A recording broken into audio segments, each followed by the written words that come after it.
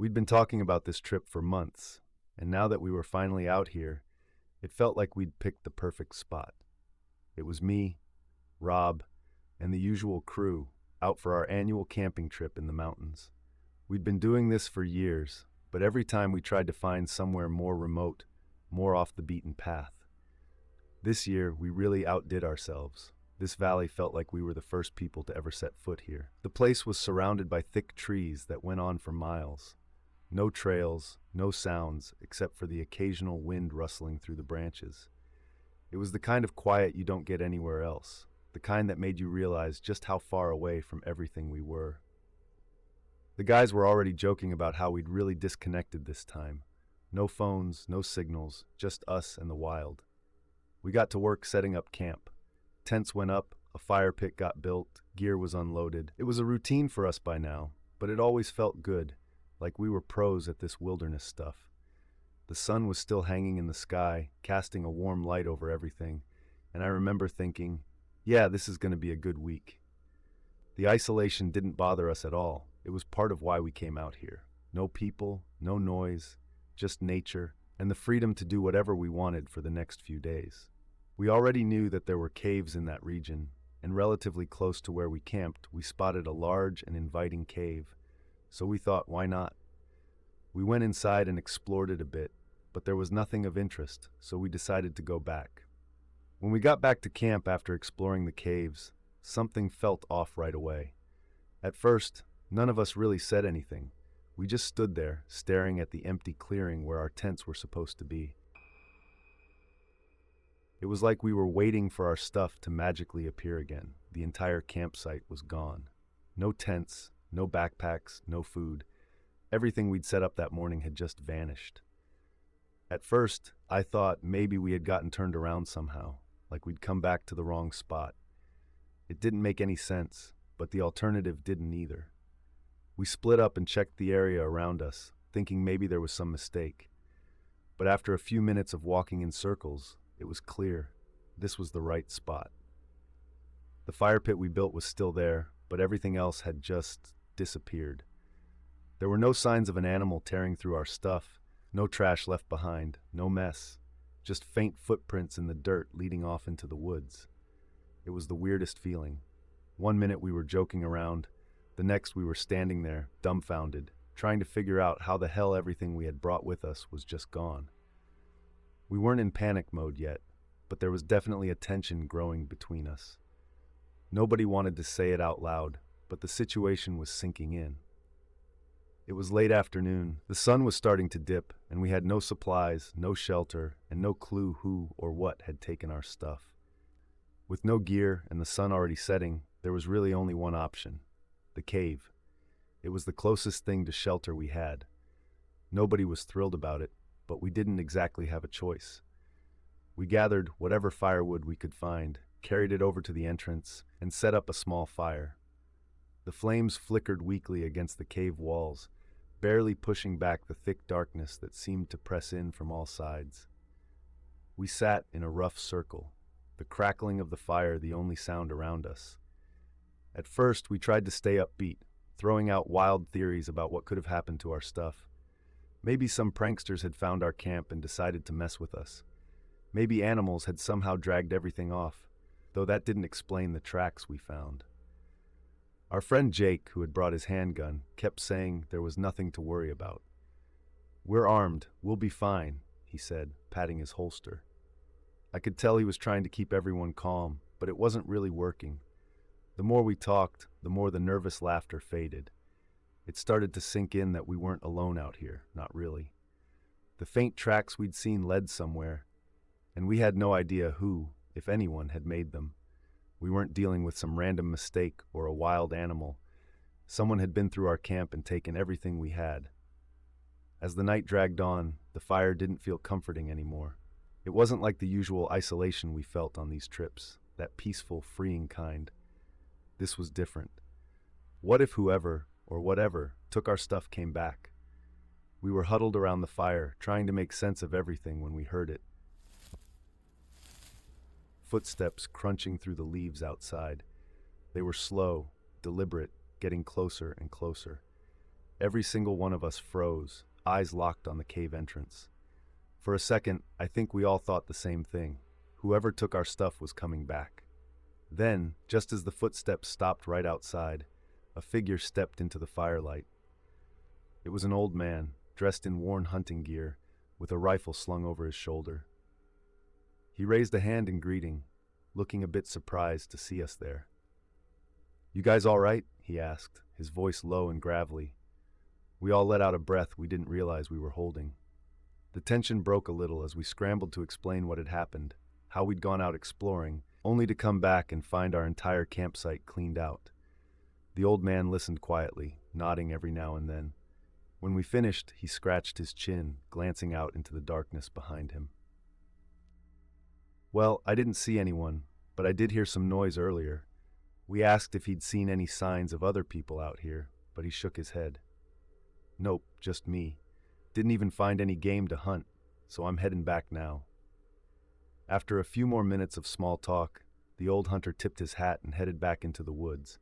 As soon as he was gone, we sat in silence for a long around the fire. It was maybe half an hour after the old hunter had disappeared into the woods when we heard it.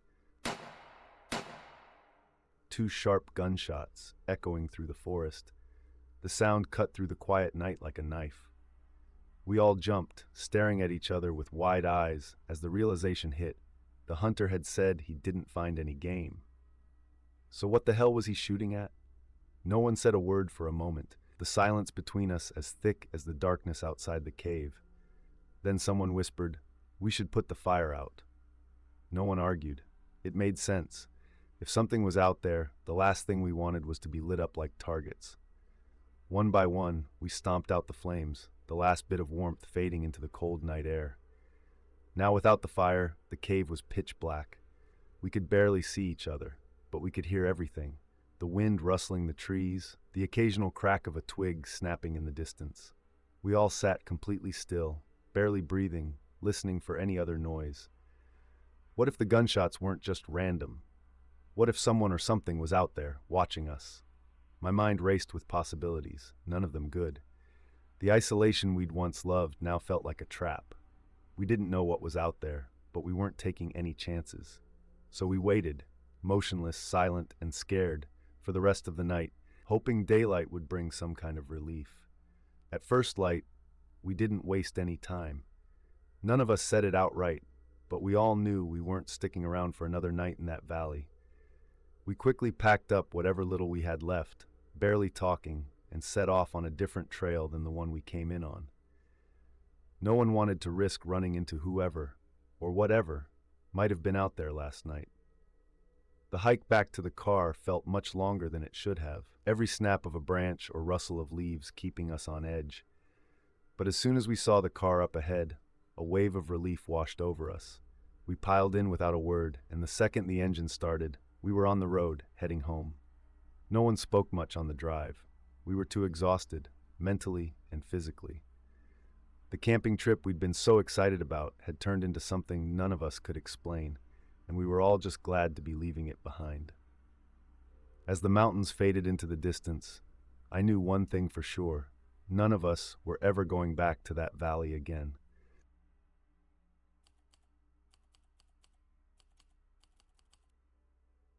I decided it was time for a solo camping trip, something to really get away from everything and enjoy some peace and quiet.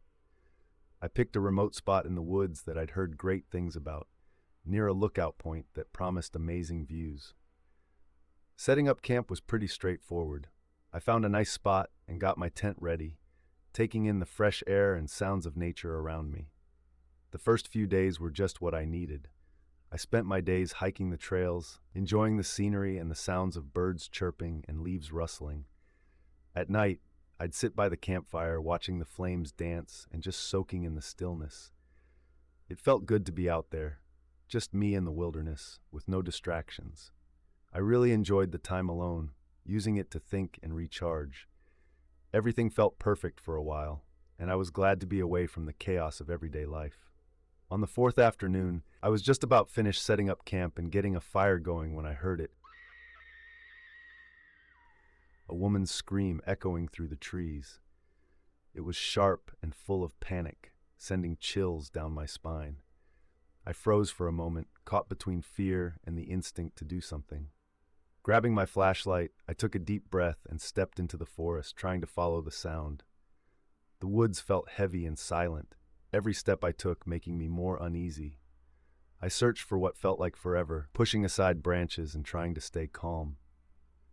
Finally, I came across an old hut tucked away among the trees. I peeked inside, but it was empty. My heart raced as I looked around, feeling like something wasn't right. With no answers and that scream still echoing in my mind, I turned back toward my campsite, trying to make sense of what had just happened.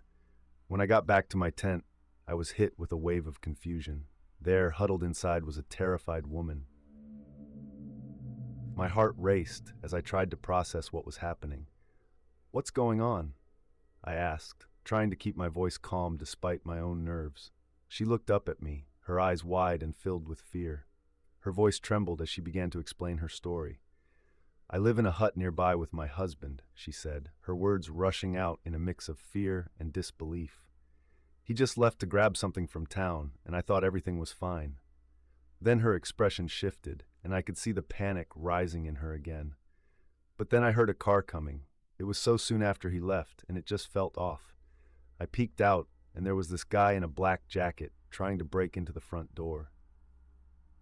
I felt my stomach drop at the thought of her being in such a terrifying situation. She continued, "I locked everything and ran out the back door, but I could hear him pounding on the front. I was terrified.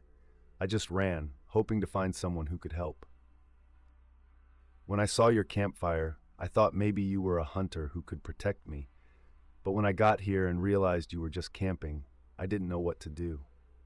I could feel the weight of her fear. She'd seen a threat and had nowhere to turn. "I just hid in your tent," she admitted, looking down at her hands. "I thought I could be safe here."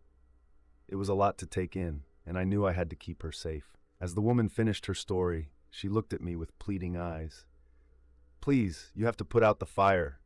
It might attract him," she said, her voice shaking. Without a second thought, I nodded and quickly extinguished the flames, the crackling sounds fading into the night. I hoped this would give her some peace of mind, even if it left us in darkness. She seemed to relax a bit, but I could still sense the tension in the air. The weight of what had just happened hung over us like a thick fog. As night settled in, I chose to stay outside, positioning myself close to the tent. I wanted to keep watch and ensure she felt safe, but I also needed to stay alert. Every rustle in the trees made me tense, my instincts on high alert. I couldn't shake the feeling that danger was lurking nearby. Meanwhile, inside the tent, I could hear her shifting restlessly. I knew she was scared, but at least she was no longer alone.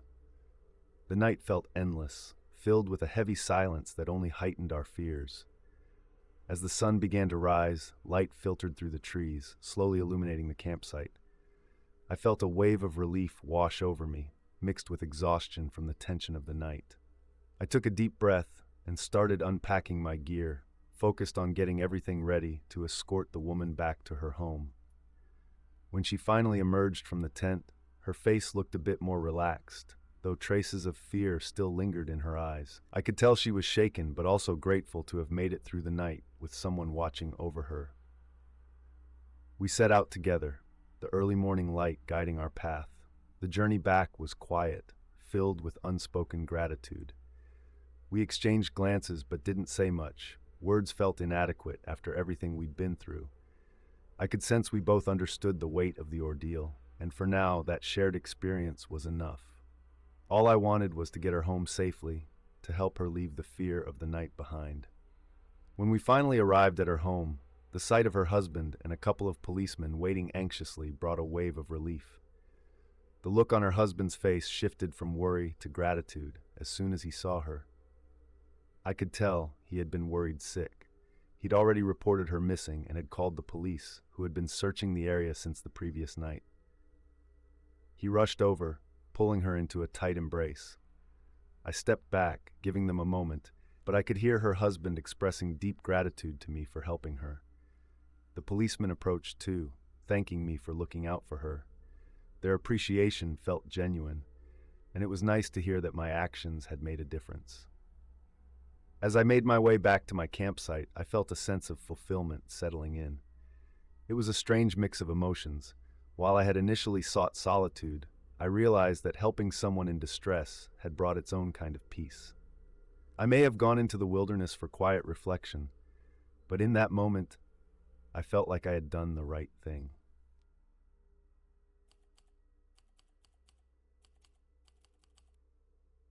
So, Luke and I finally made it to our favorite camping spot by the lake.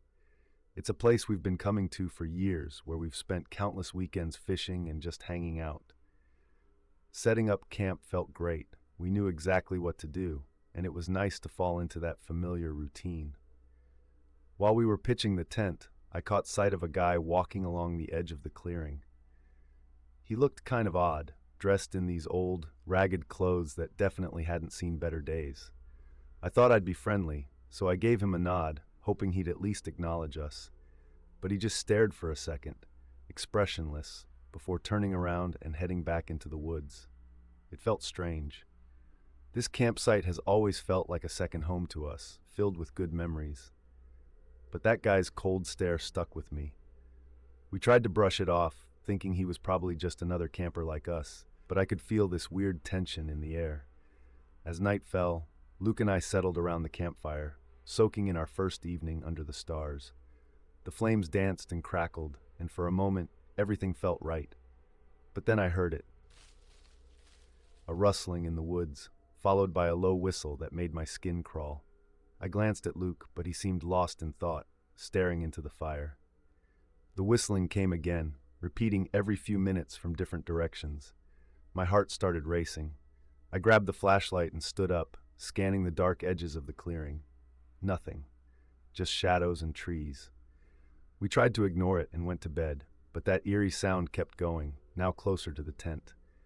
The peaceful ambiance we'd loved so much turned unsettling. Each whistle felt deliberate, echoing through the trees and building a creeping dread inside me. I kept shining the flashlight into the darkness, hoping to catch a glimpse of whatever was out there, but each beam only made the feeling worse. It was like something, or someone, was watching us, lurking just beyond the light, and I couldn't shake the sense that we were no longer alone. In the middle of the night, I was jolted awake by a sense that something was off. The fire had died down to glowing embers, but in that dim light, I saw a shadow, a figure standing near the smoldering fire, staring right at our tent. My heart raced, and I instinctively turned to Luke, who was still asleep. I gently nudged him, trying not to make any noise.